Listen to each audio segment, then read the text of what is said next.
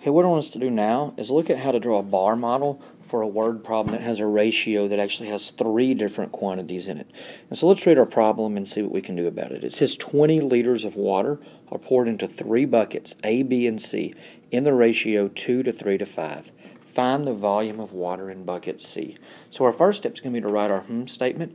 We're asked to find the volume of water in bucket C. So let's say that bucket C, and the unit we're using to measure volume is liters. So bucket C has liters of water.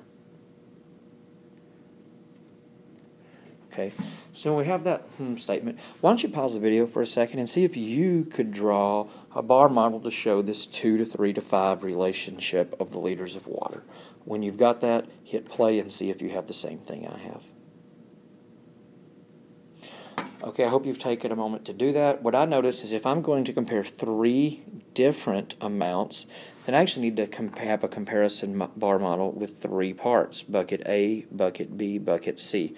And I know in a ratio that all my units are equal, and so let's go ahead and make a unit bar for each one. So bucket A should have 2 units of water, bucket B should have 3 units of water, and then bucket C should have 5 units of water. There is a 2 to 3 to 5 ratio. Now it's told we have 20 liters of water total. So where would I put that 20?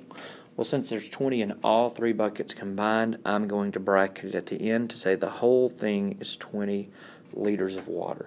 You'll notice that I use a cursive L for liters, and that's because if we do a lowercase print L, it looks like it could be a 1 or an I, and so that's just a habit I have, and it's a good one for you to have. Now we're looking for the volume of water in bucket C, so let's put our question mark right here, and our entire bar model is ready. Now what I notice is this: I have, well, before I actually tell you what to do to solve it, why don't you, if you've got the same bar model as me, now pause it, see if you can find the answer. What is the amount of water in bucket C? Okay, I hope you have your answer. Let me show you how I would get mine. I notice that I have 10 total units. I have 2 plus 3 plus 5 is 10, and that the 10 units are 20 liters of water. Now, if there's 20 liters in 10 units, I can take that 20 and divide it equally by 10. 20 divided by 10 is 2. So I know that 1 unit is 2 liters of water.